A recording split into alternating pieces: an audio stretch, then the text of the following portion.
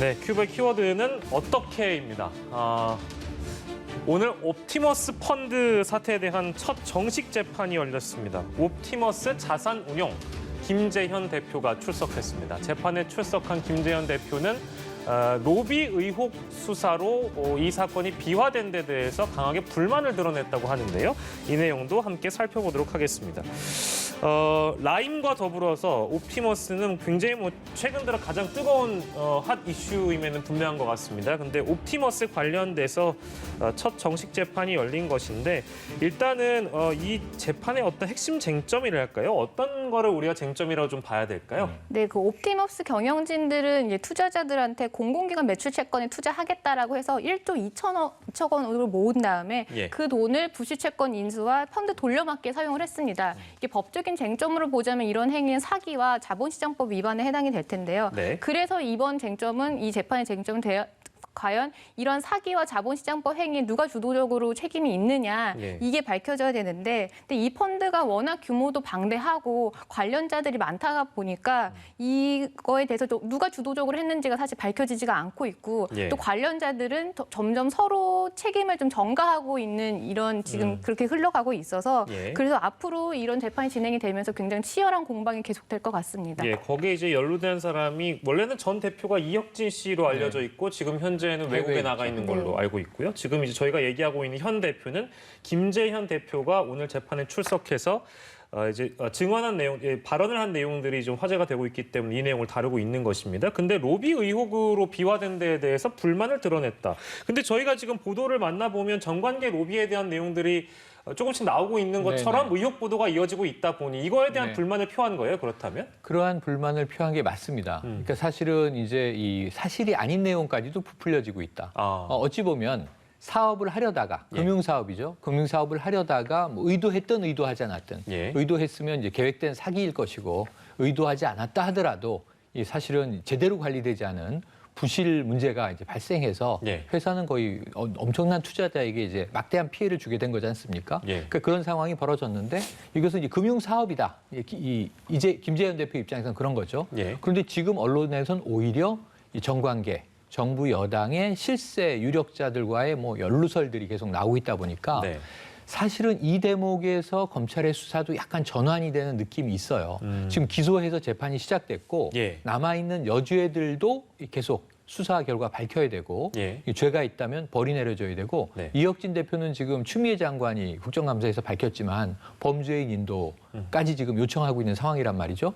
그런데 문제는 여기서 윤석열 검찰총장이 바로 며칠 전에 수사팀을 보강하라 해서 옵티머스 수사팀이 9명의 검사가 적은 숫자가 아님에도 불구하고 18명으로 보강이 됐는데 그렇다면 이게 옵티머스만이 아니라 국민적인 의혹이 커지고 있는 이 뭐 정권 실세 연루설까지도 수사가 확대되는 거 아니냐라는 관측이에요. 그러니까 이런 측면에서 오히려 후자의 방점이 더 가다 보니까 김재현 대표 입장에서는 재판 대응을 해야 되지 않습니까? 그래서 지금 사기 혐의라든가 자본시장법 위반이라든가 혹은 또 이 내부의 자금들이 정말 이제 부도덕하게 외부로 쓰여졌다면 그런 부분들에 대해서 이제 법리적 방어를 할 준비를 하고 있었을 텐데 이 로비설에 대해서는요 정말 이 실제든 실제가 아니든 대응이 어려운 부분들이 많아요. 정치권에서 야권의 공세와 수많은 의혹 제기가 이루어지는 거기 때문에 이게 지금 법정 안으로 다 들어오게 되면 아마 엄청나게 복잡한 사안으로 확대될 것이니까 이미 지금 이 재판 대응을 하고 있는 상황에서는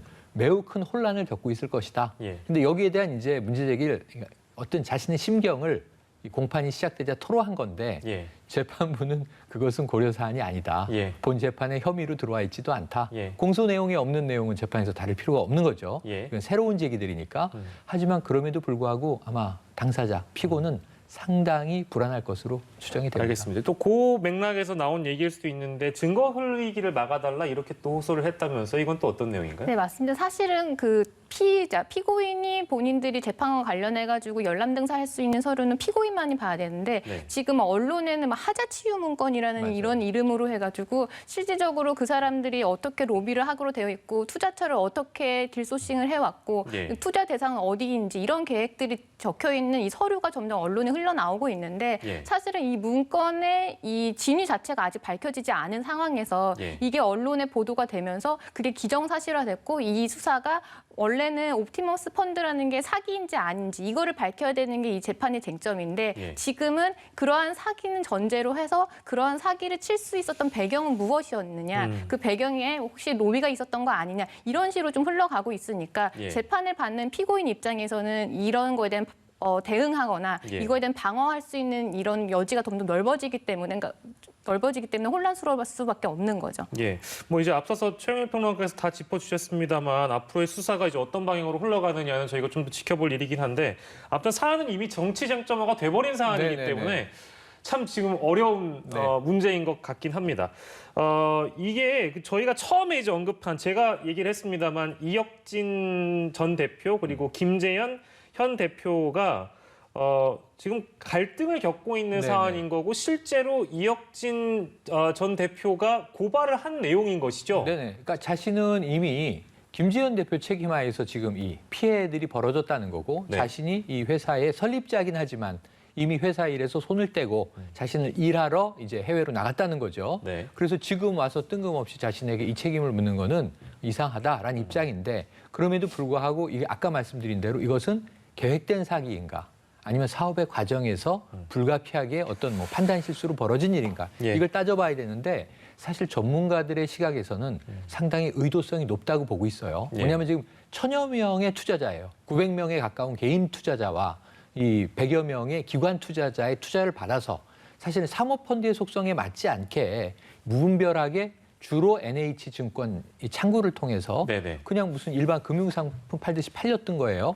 그래가지고 모인 돈이 5,500억 원이 되고 네. 지금 오늘 보도를 보면 1조 원에 육박한다는 얘기도 나오고 있습니다. 맞습니다. 근데 막대한 피해가 지금 발생했는데 이것을 어떻게 보존할 것이며 그리고 이 처음에는 우선 거짓에 의해서 투자가 이루어진 것이 공공기관의 안전한 이 매출 채권에 투자할 것이다.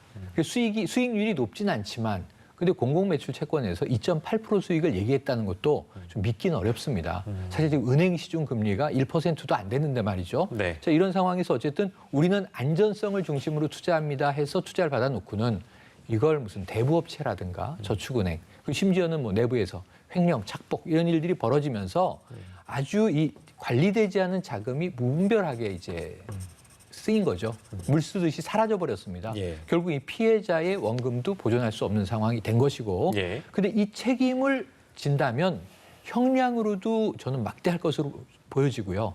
또 이 금전적 피해를 보상해야 되는 책임이 추후에 누구에게 떨어지느냐는 예. 이건 또 징역과 무관하게 이건 굉장히 장기간 동안 이 사회적 책임으로 남게 되는 것이거든요. 예. 실제로 채무이기도 하고. 예. 그래서 이런 부분에 대해서 내부의 이제 핵심 인물들이 서로 책임 떠넘기기 공방을 벌이는데 예. 이 와중에 정치권은 이 핵심 내용과는 또 다르게 여기에 청와대에서 행정관으로 근무했던 이모 변호사의 배우자 남편인 또 이 윤모 변호사가 이사로 재직했었다라는 이건 팩트죠 여기까지는. 예, 예. 그래서 또 이제 청와대 인사 연루서를 이제 제기하고 있는 것이어서 네. 두 가지의 복잡한 사안이 네. 관련 인물들과 맞물려서 돌아가는 사건이라고 봐야겠습니다. 핵심 관계자들끼리 어떤 갈등 사항과 자중질환 같은 것들이 섞여 있는 것이고 그 외적으로는 실제 정관기 로비가 있었는가에 대한 부분도 밝혀져야 되는 그렇습니다. 것이고 초반에 이제 이 옵티머스 사태가 알려진 것보다 훨씬 더 좀 방대해지고 맞습니다. 있는 느낌이라서 네. 이 의혹 규명이 물론 이제 수사팀을 보강하고 인원을 늘리긴 했으나 이 실체 규명이라는 게 빨리 이루어질 수 있는 것인가 그것도 궁금하긴 한데 아무래도 좀 시간 오래 걸리겠죠, 변호사님? 네, 맞습니다. 특히 이제 문건에 나오면서 이제 로비 의혹에 대한 수사에 초점이 조금 옮겨진 것 같은데, 근데 사실은 이 문건에 등장한 사람들에 대해서 이게 사실인지 밝히려면 이 사람들의 진술을 얻어야 되는데 사실 부인할 수밖에 없는 상황이거든요. 그게 네. 진실이든 아니든 간에. 네. 그러면 이렇게 진술로 이 확보가 못한다면 나머지 이제 다른 간접 증거 뭐 만났던 이 전화 통화 내역이라든지 아니면 예, 예. 입출금 계좌 내역이라든지 이런 부분까지 계속 수사를 확대를 해야 되는데 아무리 지금 그 수사팀을 보강했다고 하더라도 그거에 대한 굉장히 물리적 그리고 시간적인 이런 게 노력이 필요하기 때문에 과연 이게 수사가 제대로 될 수 있는지 그리고 이렇게 확대를 되는 게 과연 이번 범행을 찾아가는 데 있어서 과연 도움이 되는 것인지는 사실 의문이긴 합니다. 예, 알겠습니다. 이 사실 옵티머스 관련해서는 하루 자고 일어나면 막 새로운 게 또 보도되고 그러다 보니까 검찰이 좀 빨리 수사를 제대로 해서 실체에 다가갈 수 있게끔 우리가 알 수 있었으면 좋겠어요. 그 중에 이제 새롭게 들린 얘기가 이제 하나가 이건데요. 진영 행정안전부 장관도 네. 이 옵티머스 펀드에 투자를 했다가 손실을 본 것으로 확인이 네. 됐다고 해서, 그러니까 이거 좀 구분해서 말씀을 드려야 되는 게 어떤 분들은 오해를 하시더라고요. 이게 뭐 정관계 이런 얘기를 하니까 네. 마치 지분이 있었던 거 아니라는 식으로 네. 오해를 하시는데 그게 아니고 아니죠. 실제 투자증권 회사에 가서 네. 잘 아는 매니저로부터 이 옵티머스 상품을 가입 권유를 받고 네. 5억 원을 넣은 것이죠. 네, 그러니까 진영 장관, 지금 뭐 현직 행안부 장관인데요. 진영 장관 이야기를 해보면 진영 장관의 재산 신고도 신고 금액이 한 80억 원대가 돼요. 그러니까 자산이 있는 이제 고위공직자인데 그런데 아마 투자도 하고 그러겠죠, 당연히. 예. 그런데 공직자는 주식에 투자 못합니다.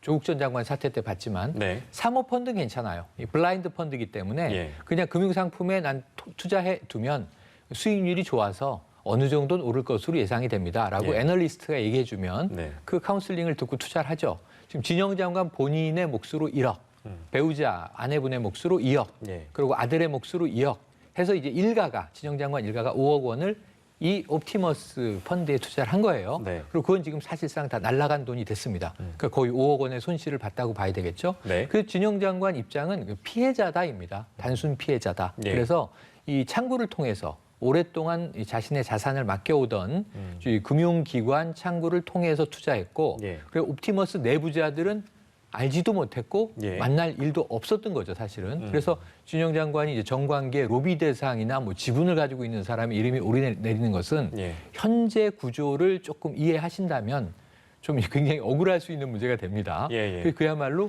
가족들이 돈을 네. 유망한 펀드인 줄 알고 넣었다가 5억을 날린 피해자의 입장인 것이 현재까지의 상황이고요. 예. 뭐 그 외에 이제 다른 인물들이 오히려 등장을 하죠. 여당 의원들 몇몇 네. 뭐 아직 공개는 안 됐습니다만. 뭐 이현재 전 부총리라든가 예. 이런 최동욱 전 검찰총장의 이름은 이 문건에도 일부 등장하고 옵티머스의 고문으로 이제 일을 하면서 예를 들면 최동욱 전 검찰총장은 뭐 이재명 지사와 만나서 예. 뭐 물류창고 이야기를 했다더라. 이게 지금 의혹의 제기인데 야당에서 주로 하고 있죠. 이재명 지사는 아까 첫 번째 이슈에도 나왔습니다만 예. 만난 건 사실인데 네. 이게 공식적인 간담회라서 개인적인 청탁을 주고받을 수 있는 자리도 아니었고 그런 바도 없다라고 강하게 부인을 하기도 했습니다. 예.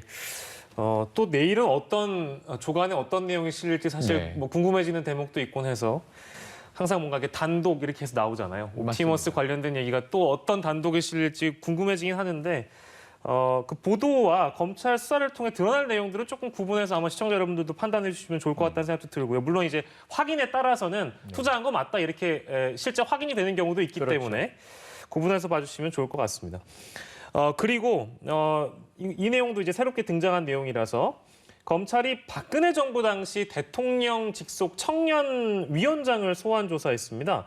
근데 이 분도 옵티머스 건과 관련이 있기 때문에 당연히 소환 조사를 했겠죠. 어떤 연유에 불러서 조사를 했을까요? 네, 지금 검찰에서 봤을 때는 이 옵티머스 펀드를 조성을 해서 얻어진 범죄 수익이 이 스킨앤스킨이라는 회사로 흘러간 것으로 그렇게 보고 있거든요. 네. 그래서 범죄 수익을 거기서 은닉한 거 아니냐라고 하고 있고 지금 이번에 소환된 당사자는 스킨앤스킨에서 이런 돈을 회사의 자금을 횡령한 혐의로 지금 수사를 받고 있는 사람이거든요. 예. 그러니까 검찰에서 봤을 때는 이 펀드로 조성을 해서 얻어진 범죄 수익을 여기에서 실질적으로 실질적으로 돈이 빠져나간 거 아니냐. 그래서 그 돈의 행방이 과연 어디로 갔느냐. 예. 이 부분을 좀 밝히려고 하는 것 같은데 예. 이것도 앞서 말씀드린 것처럼 실질적으로 이 범죄 수익이 과연 로비에 사용됐는지 안 됐는지 예. 그 부분도 사실 살펴보려고 했던 의도가 아닌가 그렇게 생각이 됩니다. 예, 알겠습니다.